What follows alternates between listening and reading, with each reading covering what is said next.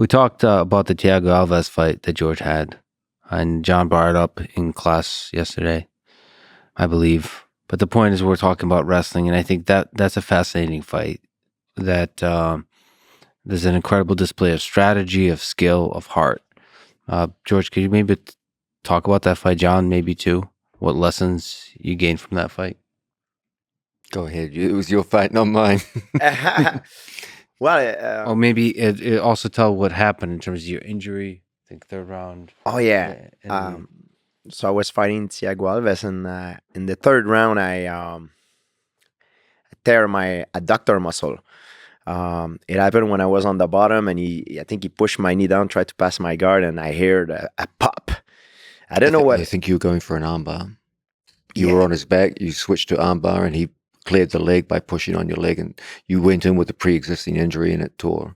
Yes, and it got worse, and I heard a pop. I didn't know what it was, but I know it really hurt. So I came back standing up, and there's a a famous video one that goes on the internet about when I go back in the corner, and I tell my coach, I'm like, I don't know what it is. I think I tore my adductor muscle, and Greg Jackson is like, I don't care, hit him with your groin. But I was very worried because I was in pain, but I did not know what I had. So I didn't know the gravity of it, and it plays on your mind. So, but I had to bite down my mouthpiece and finish the fight. You know, I knew I was ahead on the scorecard, and I needed to finish strong. So, what was your strategy there in terms of strikes, in terms of wrestling? So he's an exceptionally difficult opponent to take down. Yeah, well, at first I knew I had a good jab, a good, to stay always from the outside, fight him from the outside and use my footwork, because he was like a tank. He was much bigger and much stronger than me.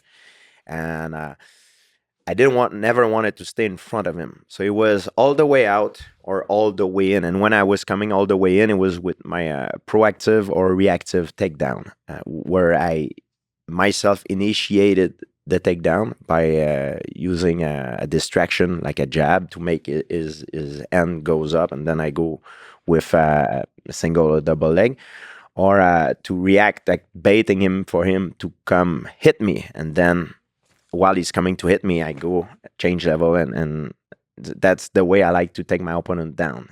Some guys, for example, like Khabib, for example, he's very good at bringing his opponent to the fence and use chain wrestling to take his opponent down. I find that for myself, I specialize more into explosive takedown in the center of the octagon, because I found it more economical for me. What did you see? You were commenting, John, about the wrestling. That was quite interesting. I mean, also, can you generally comment on the fact that Georges St-Pierre, I don't think you wrestled. I started wrestling, I was 19 years old, but I wrestled some very good Russian guys, so they took me underneath their wing, but my ability to cover distance come from karate, does not come from wrestling. Wrestling is how I finish once I get the leg, how I finish the takedown. So the timing and the movement and the explosion required for it is karate. Yeah. I think an important distinction to make here is one which George made throughout his career, and I believe, George, you were the greatest innovator in MMA history with regards to this. And this is the creation of what George calls shoot boxing, which is the amalgamation of striking technique, in George's case, mostly karate, because that was his martial arts background, into grappling, and in particular, takedowns. When most people say so-and-so has better wrestling in mixed martial arts, you have to be very careful what they mean by this. There are many highly credentialed wrestlers in the early days of mixed martial arts who went in and truly struggled to hit a takedown. Now, these are very, very good wrestlers who in a wrestling match would easily put down their opponent. But in a striking situation where the ranges are completely different and the setups are entirely different, the stances are different, even the overall conditions are different. You're no longer wearing shoes. People underestimate just what an impact it is for a wrestler to take the shoes off. You lose like 20% of your forward drive the minute you take off the shoes. All of these make massive differences in whether or not you're going to be able to even make contact with an opponent for a takedown. As George pointed out, the true value of wrestling in MMA is finishing the takedown once you've established contact, but that's only about 20% of the action of a mixed martial arts takedown. 80% of it is in understanding range, rhythm, setup, opportunity, etc., etc. And that's not part of wrestling at all. Even the overall conditions are completely different. In the sport of wrestling, you start at very close range in a very bent over stance, and you're expected to wrestle in international styles for 3 minutes at a time. Now suddenly you're completely upright, and you're not wearing shoes. All the conditions, the rhythm and speed of it is different. The counters are completely different. It's just an entirely different animal. And so George was an early recognizer of this and started to put the emphasis on direct training for shoot boxing in addition to wrestling. So he practiced with very good wrestlers in the Montreal Wrestling Club, just the sport of wrestling. And that's what made him very good at finishing takedowns. But it was in his shoot boxing training, which he himself largely developed. Remember, George started at a time when MMA was pretty damn young, and when you entered the sport of mixed martial arts, George, it wasn't even allowed on TV. Like, it was completely banned. It was in his country. It was physically banned.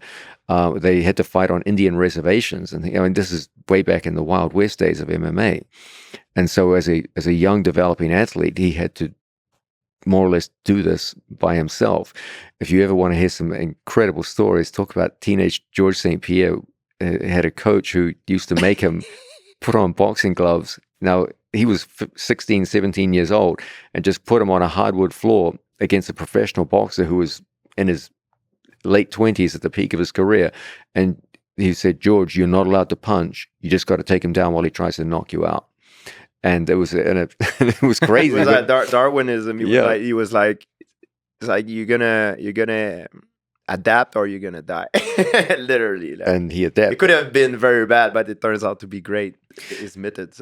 But there's a sense here in which people think, what determines your takedown ability in MMA is your wrestling skill. That your wrestling skill will determine your finishing ability on takedowns. But there's so much more to it than that. Whenever people say, what are the broad elements that determine the outcome of a mixed martial arts fight? Okay, on the broadest possible level, and I always give the same three things. The athlete who can dominate the pace of the match, the athlete who can dominate the direction of the match, and the athlete who can dominate the setups will win the vast majority of fights they're in. Those three things, the direction, the pace, and the setups. You dominate all three of those, you're going to win 90% of the matches you're in. George could always dominate the direction of the fight because he could stop the other guy taking him down, and he could impose his own takedowns at any point in a match. So whether it went to ground or whether it stayed standing was always up to him.